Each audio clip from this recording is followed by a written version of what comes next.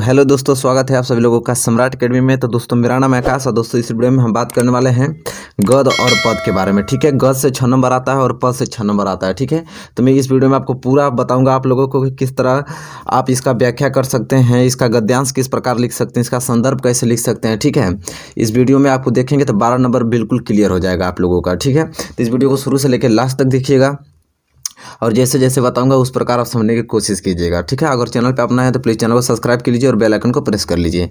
तो चलिए दोस्तों मैं बताता हूं आप लोगों को कि किस प्रकार गद और पद आप आसानी से लिख सकते हैं। जब आप पेपर देंगे तब प्रश्न नंबर 3 जो आपका रहेगा उसमें, ठीक है, तो देखिए उसमें से आपको पूछेगा निम्नलिखित, प्रश्न नंबर 3 आपसे पूछता है निम्नलिखित गद्यांशों में से किसी एक के नीचे दिए गए प्रश्न के उत्तर दीजिए। ठीक है, देखिए 2 गद्यांश देगा, दोनों में से किसी न किसी एक गद्यांश को आपका करना अनिवार्य रहेगा। ठीक है, तो इसमें मैं 2 गद बताऊंगा, 2 पद बताऊंगा, दोनों में से एक फंसने की संभावना अत्यधिक रहेगी आप लोगों को और आप तरीका भी जान जाएंगे कि किस प्रकार लिखना है। तो चलिए मैं एक आप लोगों को गद यहाँ पे लिखा हूँ, पढ़ के सुनाता हूँ। देखिए 2 2 4 2 6 नंबर का पूछता है। चलिए तो गद में लिखा हूँ, इसे पढ़ के आपको सुनाता हूँ, बताता हूँ किस प्रकार लिखना होता है इसको। देखिए कि हंसमुख चेहरा, बातचीत का ढंग, थोड़ी चतुराई या साहस, यही 2-4 बातें किसी में देखकर लोग झटपट उसे अपना मित्र बना लेते हैं। हम लोग यह नहीं सोचते हैं कि मैत्री का उद्देश्य क्या है, क्या जीवन के व्यवहार में उसका कुछ मूल्य भी है। यह बात हमें सूझती कि यह एक ऐसा साधन है जिससे आत्मशिक्षा का कार्य बहुत सुगम हो जाता है। एक प्राचीन विद्वान का वचन विश्वामित्र मित्र से बड़ी रक्षा रहती है। जिसे ऐसा मित्र मिल जाए उसे समझना चाहिए कि खजाना मिल गया है। तो ये आपका गद दिया हुआ है। इस गद के नीचे आपको प्रश्न देगा। देखिए प्रश्न 3 दिया है। अब पहला क पूछा है प्रश्न कि उपयुक्त गद्यांशों का संदर्भ लिखिए। जो आपका एक गद्यांश है इसका आपको क्या लिखना है, संदर्भ लिखना है। और ख वाला में लिखना है कि गद्यांश के रेखांकित अंश की व्याख्या कीजिए। जिस अक्षर के अंदर अंडरलाइन लिखी हुई है इस शब्द का आपको क्या करना है, व्याख्या करना है। जो रेखांकित आपका चित्र है, ठीक है, जितना पे भी अंडरलाइन नीचे किया गया इसका आपको क्या लिखना है, व्याख्या लिखना है। और ग वाला सामान्य लोक व्यक्ति में क्या देखकर मित्रता कर लेते हैं। ठीक है, ये तीनों प्रश्न का अगर उत्तर आप दे देते हैं बढ़िया से तो 2 नंबर इस पे मिलेगा, 2 नंबर इस पे, 2 नंबर इस पे, आज 6 नंबर आपको क्या हो जाएगा, मिल जाएगा बहुत आसान तरीके से। ठीक है, तो चलिए आप जब भी अब एग्ज़ाम में बैठें और आपके पास ये गद आए तो आप 1 या 2 बार जरूर इसको ध्यानपूर्वक पढ़ें। और ध्यानपूर्वक पढ़ने के बाद आप यह सोचें कि क्यों, कौन से चैप्टर का यह गद है। ठीक है, कौन से चैप्टर का यह गद है। ठीक है, तो वही चीज़ आपको क में लिखना होता है, उपयुक्त गद्यांश का संदर्भ लिखे। तो चलिए मैं पहला आपको बताता हूँ कि इस गद्यांश का आप संदर्भ किस प्रकार लिखेंगे। ठीक है, तो चलिए यहाँ पे उत्तर में मैं आपको दिखाता हूँ, अब बताता हूँ किस प्रकार आपको लिखना है संदर्भ इसका। तो देखिए संदर्भ में आपको लिखना है कि प्रस्तुत गद्यांश हमारी पाठ्य पुस्तक के गदखंड में संकलित मित्रता नामक पाठ से लिया गया है। इसके लेखक आचार्य रामचंद्र शुक्ल जी हैं। ठीक है, तो आपको संदर्भ में ऐसे लिखना है कि कौन से चैप्टर से लिया गया है, तो मित्रता चैप्टर से लिया गया है। कौन से चैप्टर, मित्रता चैप्टर से। इसके जो लेखक हैं वो आचार्य रामचंद्र शुक्ल जी हैं, आचार्य रामचंद्र शुक्ल जी। ठीक है, देखिए इसमें मित्र, देखिए मित्र बना लेते हैं। अगर कहीं भी गद में अगर मित्र की बात आए तो आप तुरंत समझिए कि मित्रता चैप्टर से है और इसके लेखक हैं आचार्य रामचंद्र शुक्ल जी। ठीक है, तो आपको संदर्भ में इस प्रकार लिखना है कि प्रस्तुत गद्यांश हमारी पाठ्य पुस्तक के गद खंड में संकलित मित्रता नामक पाठ से लिया गया है। इसके लेखक आचार्य रामचंद्र शुक्ल जी हैं। ठीक है, तो ये आपका उपयुक्त गद्यांश का संदर्भ आप लिख दिए और 2 नंबर आपको मिल जाएगा अगर इस प्रकार आप लिखते हैं तो। ठीक है, अब हम बात करेंगे ख वाले पे। ख दिया है कि गद्यांश के रेखांकित अंश की व्याख्या कीजिए और इसमें भी 2 नंबर मिलेगा आपको। ठीक है, जो भी अंडरलाइन की गई है यहाँ पे आपको मैं बता दूं क्या अंडरलाइन किया गया है। यह एक ऐसा साधन है जिसके आत्मशिक्षा का कार्य बहुत सुगम हो जाता है। एक प्राचीन विद्वान का वचन विश्वामित्र मित्र से बड़ी रक्षा रहती है। जिसे ऐसा मित्र मिल जाए उसे समझना चाहिए खजाना मिल गया है। इसका आपको क्या करना है, व्याख्या करना है। ठीक है, तो रेखांकित अंश का व्याख्या, दूसरा का ख दिया क्या, गद्यांश के रेखांकित अंश की व्याख्या कीजिए। चलिए इसको हम बताते हैं। तो आप हेडिंग में डालेंगे ख में रेखांकित अंश की व्याख्या। ठीक है, आपको ब्लैक पेन से और नीचे अंडरलाइन कर देना ताकि आपको खूबसूरत लगे। और आपको इसका व्याख्या क्या लिखना है, देखिए व्याख्या की बात को समझिए। तो व्याख्या में आपको लिखना है कि शुक्ल जी कहते हैं कि मित्र बनाते समय हम इस बात पर विचार नहीं करते हैं कि जिसे हम मित्र बना रहे हैं उसकी संगति में रहकर क्या हम अपने जीवन के लक्ष्यों को प्राप्त कर सकते हैं या नहीं। ठीक है, तो दोस्तों इसका व्याख्या का मतलब ये कवि जी कहते हैं, लेखक कहते हैं कि कोई भी आप मित्र बना रहे हैं तो एक ऐसा मित्र बनाइए, ठीक है, कि उसकी संगति वो ऐसा व्यक्ति हो कि उसकी संगत में रह के मुझे अच्छा प्रभाव पड़े और मैं अपने जीवन की प्रगति कर पाऊँ। ठीक है, तो जीवन में लक्ष्यों को प्राप्त कर सकें कि नहीं कर सकें। ठीक है, ऐसा मित्र ना बनाए कि आपको बुरा रास्ता पर ले जाए। ठीक है, तो यहाँ पे हो गया और इसका व्याख्या है और मैं आपको बताता हूँ। ठीक है, तो देखिए दूसरी स्लिप में यहाँ पे लिखा हुआ है, आप ध्यानपूर्वक समझते रहिए इसके अर्थ को। क्या उस व्यक्ति में वे सभी गुण विद्यमान हैं जिनकी हमारे जीवन के लक्ष्यों को प्राप्त करने के लिए आवश्यकता है। यदि हमें जीवन में सच्चा मित्र मिल जाता है तो हमें एक ऐसा साधन मिल जाता है जो आत्म शिक्षा प्राप्त करने में हमारा सहायक हो सकता है तथा हमें जीवन के उच्च लक्ष्यों को प्राप्त करने में हमारी सहायता कर सकता है। एक प्राचीन विद्वान का भी यही मत है कि एक सच्चा व अच्छा विश्वास के योग्य मित्र बहुत भाग्य से ही प्राप्त होता है। वह हर समय हमारी रक्षा करता है, वह हर समय हमारी रक्षा करता है, हमारा मार्गदर्शन करता है, हमें हर बुराई से बचाता है। जिस व्यक्ति को ऐसा मित्र प्राप्त हो जाए उसे यह समझना चाहिए कि मानो उस संसार का कोई बड़ा खजाना मिल गया हो, अर्थात कोई बहुमूल्य निधि प्राप्त हो गई हो। तो दोस्तों ये आपको लिखना था। दूसरा हम लोग लिखे थे गद्यांश के रेखांकित अंश की व्याख्या कीजिए, तो इस प्रकार हम रेखांकित अंश का व्याख्या कर पाएंगे। और तीसरा दिया है कि सामान्यतः लोग व्यक्ति में क्या देखकर मित्रता कर लेते हैं, तो यह अपने दिमाग से आपको लिखना है कि सामान्यतः लोग व्यक्ति में क्या देखकर मित्रता कर लेते हैं। तो अब ग वाला हम देखेंगे पॉइंट है, इसको समझने की कोशिश करेंगे। तो देखिए ग यहाँ पे है, ग डाल के फिर आपको इसमें लिखना पड़ेगा कि सामान्यतः रूप से व्यक्ति किसी का हंसमुख सा चेहरा, उसका बातचीत करने का आकर्षक ढंग, उसकी चतुराई और उसका साहस देखकर सोचते हैं कि यही व्यक्ति मित्र बनाने का योग्य है और उसे ही अपना मित्र बनाते हैं। तो यह चीज़ देख के किसी व्यक्ति को हम लोग क्या करते हैं, मित्र अपना बना लेते हैं। तो इस प्रकार अगर सुंदर से अपने गद्य को 3 पॉइंट दिया था आपको, तीनों पॉइंट आपने संदर्भ लिखा, रेखांकित अंश का व्याख्या लिखा और ग पॉइंट आपने लिखा। अगर इस प्रकार लिखते हैं तो आपको पूर्णतः 6 नंबर आपको मिल जाएगा, कोई रोकेगा नहीं आपको। ठीक है, तो जिस प्रकार मैं बताया उस प्रकार ही आपको सुंदर राइटिंग में उतनी ही अच्छे ढंग से आपको क्या लिखना है उन चीज़ों को, तभी मिलेगा। तो ये मेरा गद्य पहला था। ठीक है, एक गद्य और मैं डिस्कस करूंगा और उसे समझिए। ठीक है, फिर पद भी मैं डिस्कस करने वाला हूँ आप लोगों के लिए। दोनों पद गद्य आप उतार के और इसे प्रैक्टिस कर लीजिएगा। चलिए दोस्तों, तो दूसरा गद्य देख लेते हैं। चलिए हमारे साथ नोट कीजिए। दूसरा गद्य दोस्तों बहुत वेरी मोस्ट इंपॉर्टेंट है, सारे गद्य पूछे गए हैं, बहुत ही ज़्यादा पूछे गए हैं, इसलिए मैं इसे आप लोगों को बता रहा हूँ। ठीक है, तो देखिए ख आपका है कि काशी के उत्तर में धर्मचक्र विहार मौर्य और गुप्त सम्राटों की कीर्ति का खंडहर था। भग्न चूड़ा तीर्ण गुल्मों से ढके हुए प्राचीन ईंटों के ढेर में बिखरी हुई भारतीय शिल्प की विभूति ग्रीष्म की चंद्रिका में अपने को शीतल कर रही थी। जहाँ पंचवर्षीय भिक्षु गौतम का उपदेश ग्रहण करने के लिए पहले मिले थे, उसी स्तूप के भग्नावशेष की मलिक छाया में एक झोपड़ी की दीपालोक में एक स्त्री पाठ कर रही थी। ठीक है, तो ये पहले एक दो बार आप अपने दिमाग में बढ़िया से पढ़ लेना है, फिर देखना है कि प्रश्न क्या दिया है। प्रश्न आपको दोस्तों ये दिया है, उपयुक्त गद्यांश का संदर्भ लिखिए, गद्यांश के रेखांकित अंश की व्याख्या कीजिए, धर्मचक्र कहाँ स्थित था और पंचवर्षीय भिक्षु कौन थे या गौतम से क्यों और कहाँ मिले थे। ये चारों पॉइंट आपको अच्छे ढंग से लिखना है इस गद्य को पढ़कर बढ़िया से। ठीक है, तो चलिए एक एक पॉइंट में डिस्कस करता हूं। तो सबसे पहले हम लोग क्या लिखेंगे, क वाला। क अब क्या है कि उपयुक्त गद्यांशों का संदर्भ लिखिए। तो देखिए संदर्भ आप किस प्रकार लिखेंगे कि प्रस्तुत गद्यांश हमारी पाठ्य पुस्तक के कहाँ से, गद्य खंड में संकलित कौन से, ममता नामक पाठ से लिया गया है। इसके लेखक जयशंकर प्रसाद जी हैं। कौन से चैप्टर से लिया गया है, तो ममता नामक पाठ से लिया गया है और इसके जो आपके लेखक है वो हैं जयशंकर प्रसाद जी हैं। ठीक है, और गद्य खंड से लिया गया है। इस प्रकार आपको सुंदर से क्या लिखना है, संदर्भ लिख देना है। तो संदर्भ दोस्तों उम्मीद करता हूँ कि आप लोग लिखना जान गए होंगे आप लोग। ठीक है, अब ख पॉइंट दिया है कि गद्यांश के रेखांकित अंश की व्याख्या कीजिए। तो जितने पे भी ये रेखांकित अंश किया गया इसका व्याख्या लिखना है। चलिए एक बार हम पढ़ लेते हैं। भग्न चूड़ा तीर्ण गुल्मों से ढके हुए प्राचीन ईंटों के ढेर में बिखरी हुई भारतीय शिल्प की विभूति ग्रीष्म की चंद्रिका में अपने को शीतल कर रही थी। ठीक है, तो चलिए मैं आपको बताता हूँ कि इसका व्याख्या आप किस प्रकार लिखेंगे। तो ख दिया यहाँ पे रेखांकित अंश की व्याख्या आपको हेडिंग डाल लेना है, ब्लैक पेन से अंडरलाइन कर लेना है सुंदर राइटिंग में आप लोगों को। फिर यहाँ पे देखिए आपको लिखना है यहाँ पे क्या व्याख्या देंगे, प्रसाद जी कहते हैं कि काशी के उत्तर में अनेक बौद्ध स्मारक हैं। इन स्मारकों को मौर्य वंश एवं गुप्त वंश की शान बढ़ाने के लिए बनवाया गया था। यह स्मारक अब टूट फूट चुके हैं। इनकी टूटी फूटी चोटियां, दीवारें, कंगूरे, खड़हर बन गए हैं। ठीक है, इतना पॉइंट लिख लेना। आप लोगों को कुछ पॉइंट और बचा है, मैं इस स्लिप में आपको बता देता हूं ताकि आपको समझ में आ जाए।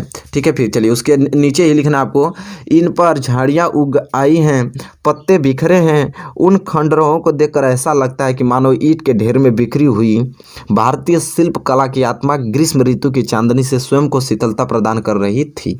तो ये आपको रेखांकित अंश का व्याख्या में इतना आपको लिखना है। ठीक है, ठीक है। आप देखिए, ग वाला हमसे क्या पूछा था कि धर्मचक्र कहाँ स्थित था, ये ने पूछा था। तो ग वाला में लिखना है आप लोगों को कि धर्मचक्र काशी नगर के उत्तर में स्थित है, जिसे भगवान गौतम बुद्ध ने सारनाथ नामक स्थान पर स्थापित किया था। ठीक है, तो यह हो गया आपका ग वाला कि धर्मचक्र कहाँ स्थित था। और घ हमसे पूछा था कि पंचवर्षीय भिक्षु कौन थे, यह गौतम को क्यों और कहाँ मिले थे। तो चलिए इसका उत्तर लिखेंगे कि पंचवर्षीय भिक्षु गौतम बुद्ध के प्रथम 5 शिष्य थे। यह पांचों शिष्य गौतम बुद्ध से उपदेश ग्रहण करने के लिए काशी के उत्तर में स्थित उन खंडरों में मिले थे जो सार नामक स्थान पर स्थित था। ठीक है, तो इस प्रकार आप घ वाला भी कर देंगे। तो उम्मीद करता हूँ कि दोस्तों मैंने 2 गद आपको अच्छे अच्छे बताए जो बहुत ज़्यादा इंपॉर्टेंट है और जो हर बार एग्जाम में बहुत बार पूछा गया है। तो दोस्तों इसे नोट करके इसे किसी न किसी हाल में आपको तैयार करके जाना है। और दोस्तों मैं बता भी दिया हूँ कि आप कैसे संदर्भ लिख सकते हैं, रेखांकित अंश का व्याख्या किस ढंग से कर सकते हैं, और कुछ पॉइंट पूछा था आप किस प्रकार उसका व्याख्या कर सकते हैं। तो दोस्तों यहाँ से आपका 6 नंबर गद से क्या हो गया, क्लियर हो गया। अब हम लोग पढ़ेंगे पद। ठीक है, अब हम लोग पद देखेंगे कि पद में कैसे अब पद को हम लोग कैसे डिफाइन करते हैं। चलिए उसको देखते हैं। चलिए दोस्तों, तब तीसरा क्वेश्चन हो जाएगा, तब चौथा क्वेश्चन और बढ़ेंगे तो फिर आपको पद से मुलाकात होगी और वहां पे पूछेगा आपको निम्नलिखित पद्यांशों में से किसी एक की संदर्भ सहित व्याख्या कीजिए तथा काव्य संदर्भ भी लिखिए। तो दोस्तों इसमें भी 2 आपको देगा पद और दोनों पद में से कोई एक पद आपको करना होगा जो आपको 6 मार्क्स दिलाएगा। ठीक है, तो 6 मार्क्स उसमें से, 6 मार्क्स इसमें से, 12 नंबर आपको क्या हो जाएगा, बहुत अच्छे ढंग से क्लियर हो जाएगा। ठीक है, तो चलिए ये वीडियो देखते हैं, तो 12 नंबर 100% आप उठा लेंगे। ठीक है, तो चलिए 2 में इंपॉर्टेंट पद का बात करूंगा जो बहुत ज़्यादा इंपॉर्टेंट पूछे गए हैं। तो देखिए पहला पद पढ़िए और इसमें बताता हूँ किस प्रकार इसे सॉल्व करेंगे। तो दिया है कि चरण कंबल बंदो हरिराई, जाकी कृपया पंगु गिरी लगे, अंधे को सब कुछ दर्शाई, बहिरो सुने गूंग पुनि पौले, अरे बौले, रंक चले सिर छत्र धराई, सूरदास स्वामी करुणामय, बार बार बंदो तिहि पाई। तो दोस्तों यह बहुत सुंदर सा पद है, बहुत इंपॉर्टेंट भी पद है, बहुत बार एग्जाम में पूछा गया है, इसलिए मैं इसको चूज किया हूँ बताने के लिए आप लोगों को। इसे तैयार करके आपको जाना है। चलिए सबसे पहले इसमें आपको लिखना पड़ेगा क्या, संदर्भ। तो संदर्भ में किस प्रकार लिखेंगे, तो लिखना पड़ेगा प्रस्तुत पद्यांश महाकवि सूरदास जी द्वारा रचित सूर सागर महाकाव्य से हमारी पाठ्य पुस्तक हिंदी के काव्य खंड में संकलित पद शीर्षक से उद्धृत है। इस प्रकार आपको क्या लिखना है, संदर्भ इसका लिखना है। ठीक है दोस्तों, उम्मीद करता हूँ कि संदर्भ आप लिखना समझ गए होंगे, किस प्रकार आपको संदर्भ लिखना है। इसके बाद इसका प्रसंग भी लिखना होता है। ठीक है, पद का प्रसंग भी लिखना होता है। प्रसंग कैसे लिखेंगे, प्रस्तुत पद में सूरदास जी अपने आराध्य श्री कृष्ण के चरणों की वंदना करते हुए उनकी महिमा का अत्यंत सुंदर वर्णन किया है। ठीक है, इस प्रकार आपको प्रसंग लिखना है। तो संदर्भ आपने लिख लिया, आपने प्रसंग लिख लिया। अब आपको करना पड़ेगा व्याख्या इसका। ठीक है, तब व्याख्या में क्या करेंगे, तब पहले एक बार पद बढ़िया से पढ़ लीजिए। पद क्या है, चरण कंबल बंदो हरिराई, जाकी कृपया पंगु गिरी लगे, अंधे को सब कुछ दर्शाई, बहिरे सुने गूंग पुनि बौले, रंक चले सिर छत्र धराई, सूरदास स्वामी करुणामय, बार बार बंदो तिहि पाई। तो इस पद का हमें क्या लिखना पड़ेगा, व्याख्या। तो देखिए व्याख्या कवि क्या कहते हैं, भक्त शिरोमणि सूरदास जी कृष्ण के चरणों कमलों की महिमा का वर्णन करते हुए कहते हैं कि हे प्रभु, मैं आपके चरणों की जो कमल के समान कोमल हैं वंदना करता हूँ। इनकी महिमा अपरंपार है।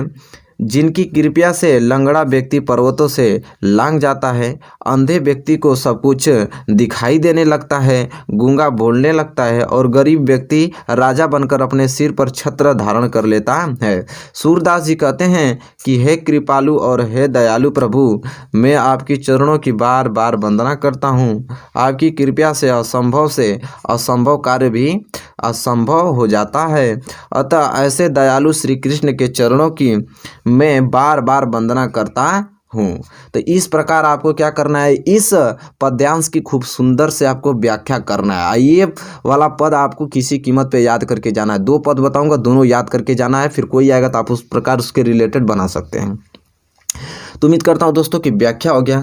व्याख्या के बाद दोस्तों इसमें काव्य संदर्भ भी लिखना पड़ता है, ठीक है। तो चलिए मैं बताता हूँ कि काव्य संदर्भ कैसे लिखेंगे। देखिए इसमें पद में काव्य संदर्भ भी लिखना अनिवार्य होता है। काव्य संदर्भ देखिए किस प्रकार लिखेंगे, तो काव्य संदर्भ हेडिंग डालेंगे और इसमें आप लिखेंगे कि प्रस्तुत पद्यांश में कवि ने ईश्वर के चरणों की महिमा व्यक्त करते हुए उनके प्रति भक्ति भाव को क्या किया, व्यक्त किया है। भक्ति भाव को व्यक्त किया है। देखिए सबसे पहले काव्य संदर्भ में भाषा लिखेंगे, तो भाषा साहित्य वज्र का प्रयोग किया गया है इसमें, साहित्यिक वज्र का। और शैली कौन सी, तो मुक्तक शैली का प्रयोग किया गया है। और गुण प्रसाद गुण का प्रयोग किया गया है। और कौन सा रस इसमें है, तो भक्ति का रस है इसमें, ठीक है। और छंद कौन सा था, तो गोयात्मक छंद। और शब्द शक्ति लक्षणा। अब देखिए इसमें अलंकार भी आपको लिखना पड़ेगा। कौन सा अलंकार इसमें था, तो पुनरुक्ति प्रकाश अलंकार इसमें था कि बार बार में एक शब्द की पुनरावृत्ति होने के कारण यहाँ कौन सा पुनरावृत्ति प्रकाश अलंकार हुआ है।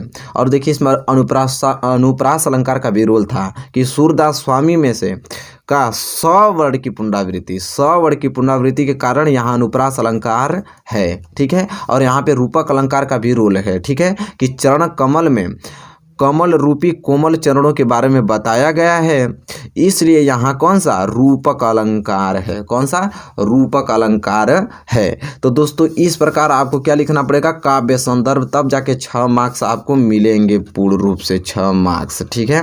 तो उम्मीद करता हूँ पद को 1-2 बार बढ़िया से देखिएगा ताकि आपको पूरा डिटेल क्लियर हो जाए कि किस प्रकार आपको लिखना है पद में, ठीक है। तो मैंने एक पद डिस्कस कर दिया, एक पद और मैं आपको बताने वाला हूँ, ध्यानपूर्वक उसे भी समझना क्योंकि 12 नंबर का सवाल है, 12 नंबर मिल जाएगा, समझिए वेरी मोस्ट इंपॉर्टेंट। 2% आपका मिल जाएगा, समझिए 100% में से, ठीक है। तो चलिए अब हम नेक्स्ट पढ़ेंगे पद और उसको देखेंगे और उसे समझने की कोशिश करेंगे। चलिए दोस्तों, तो देखिए दूसरा आ गया पद। इस पद को आपको नोट करना है, ध्यानपूर्वक समझना है इसको, ठीक है। तो देखिए एक बार पढ़ते हैं पहले ध्यान से, कोई भी आए तो 2 बार एक बार पढ़िए उसको ध्यान से। कह रहा है कि बोली चतुर, चलिए तो एक बार पढ़ते हैं कि बोली चतुर सखी मृदुबानी, तेजवंत लघु गणीय न रानी, कह कुभज क सिंधु अपारा, सोवेसु सुजसु सकल संसारा, रवि मंडल देखत लघु लागा, उदय तासु त्रिभुवन तग भागा, तम भागा, दोहा ओछम मंत्र परम लघु जासु, बस विधि हरिहर सुर सर्व, महामत गजराज कभु बस कर अंकुश खर्ब। देखिए क्या है ना कि थोड़ा डिफिकल्ट है, लेकिन आपको 1-2 बार क्या होना, इसको पढ़ना पड़ेगा आपको अगर इस बढ़िया से लिखना चाहते हैं तो। 1-2 बार भले डिफिकल्ट है लेकिन 1-2 बार बढ़िया से पढ़िए ताकि थोड़ा सा थॉट आपके दिमाग में उत्पन्न हो। चलिए मैं बताता हूँ कि इसका सबसे पहले क्या लिखना है, संदर्भ। किस प्रकार इसका संदर्भ लिखेंगे आप लोग कि प्रस्तुत पद्यांश हमारी पाठ्य पुस्तक के काव्य खंड के धनुष भंग, कौन, धनुष भंग शीर्षक से उद्धृत है। यह कवि गोस्वामी तुलसीदास द्वारा रचित श्री रामचरितमानस के बाल खंड से लिया गया है। कहाँ से लिया गया है, तो श्री रामचरितमानस के बाल खंड से लिया गया है, बालकांड से लिया गया है। इस प्रकार आपको क्या लिखना है, इसका संदर्भ लिखना है, ठीक है। तो उम्मीद करता हूँ कि संदर्भ आप लोग नोट कर लिए होंगे और लिख लिए भी होंगे आप लोग, ठीक है। अब हम बात करेंगे इसके प्रसंग के बारे में, ठीक है। और यहाँ पे देखिए प्रसंग कितना वेरी मोस्ट इंपॉर्टेंट है, किस प्रकार इसका प्रसंग लिखेंगे आप लोग।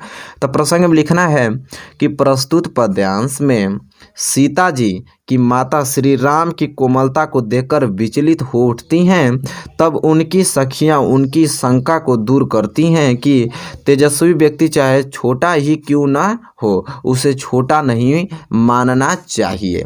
ये आपको क्या लिखना है, प्रसंग में लिखना है। ठीक है, उम्मीद करता हूँ प्रसंग आप लोग नोट कर लिए होंगे।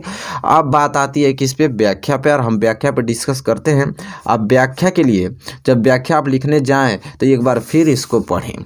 तो चलिए मैं आपके साथ पढ़ता हूँ। बोली चतुर सखी मृदुबानी तेजवंत लघु गणीय न रानी। कह भूबज कह सिंधु अपारा सोबेउ सुजसु सकल संसारा। रवि मंडल देखत लघु लागा उदय तासु त्रिभुवन तम भागा। दोहा ओहम ओम मंत्र परम लघु जासु बस विधि हरिहर सुर सर्व। महामत गजराज कहू बस कर अंकुश खर्ब। तो एक बार पढ़ ले तब जाकर आप इसका क्या करें, व्याख्या करें। चलिए व्याख्या में दोस्तों क्या है, एक सखी सीता जी की माता की शंका का निवारण करते हुए मधुर वाणी में कहती हैं कि हे रानी, तेजवान व्यक्ति चाहे उम्र में छोटा ही क्यों ना हो उसे छोटा ही मानना चाहिए। कहाँ खड़े से उत्पन्न होने वाली मुनि अगस्त और कहाँ विस्तृत और अपार समुद्र, दोनों में ही यद्यपि कोई समानता नहीं है, पर मुनि ने अपने पराक्रम से उस अपराध समुद्र को सोख लिया था। इस कारण उनका यश सारे संसार में विद्यमान है। इसी प्रकार सूर्य का घेरा छोटा सा दिखाई देता है, किंतु सूर्य के उदित होते ही तीनों लोगों का अंधकार दूर हो जाता है। उसी प्रकार तुम श्री राम को छोटा मत समझो। ठीक है, इस प्रकार क्या करना है, इसका व्याख्या करना है दोस्तों। ठीक है, उम्मीद करता हूँ कि आप लोग व्याख्या नोट कर लिए होंगे इसका। ठीक है, व्याख्या के बाद आप लोग जानते हैं कि अब इसका क्या करना है, दोहे का अर्थ भी लिखना है। ये दोहा है और इस दोहे का अर्थ भी लिखना पड़ेगा, काव्य संदर्भ भी लिखना पड़ेगा, तब 6 नंबर आपको मिलेगा। अब हम बात करेंगे दोहे के अर्थ के। चलिए तब हम दोहे के अर्थ के बारे में बात करते हैं। देखिए दोहा का अर्थ क्या है कि ओम का मंत्र अत्यंत छोटा है, पर ब्रह्मा विष्णु शिव और समस्त देवगण उसके वंश में हैं। इसी प्रकार महान मदमस्त हाथी को वंश में करने वाला अंकुश भी बहुत छोटा सा होता है। अतः तुम भी श्री राम से छोटा मत समझो, वह उम्र में छोटे क्यों न हो, तुम उनकी कोमलता पर मत जाओ, वे अवश्य ही धनुष को तोड़ेंगे। यह था दोहे का अर्थ। तो दोहे का अर्थ आप लोग नोट कर लीजिएगा, 1-2 बार पढ़ के लिख कर प्रैक्टिस कर लीजिएगा।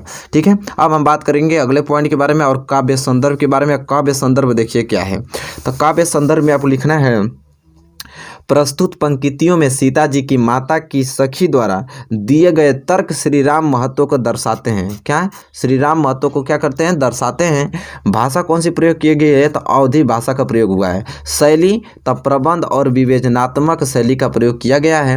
गुण कौन सा प्रयोग किया गया है, तो प्रसाद गुण का प्रयोग किया गया है इसमें। और रस वीर रस की प्रधानता दी गई है।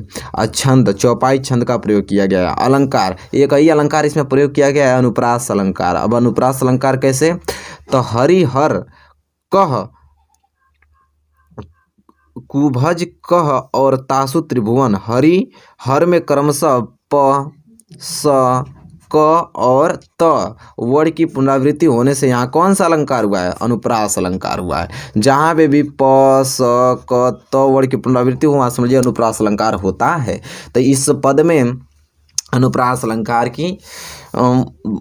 अलंकार है। ठीक है, उम्मीद करता हूँ दोस्तों आपको मैंने यहाँ पे 2 गद और 2 पद डिस्कस किया। ठीक है, और 2 गद 2 पद अगर आप तैयार कर लेते हैं अच्छे से तो आपका 12 नंबर समझ लीजिए कि क्या हो गया, फिक्स हो गया। ठीक है, 12 नंबर आसानी से उठा सकते हैं बहुत अच्छे तरीके से।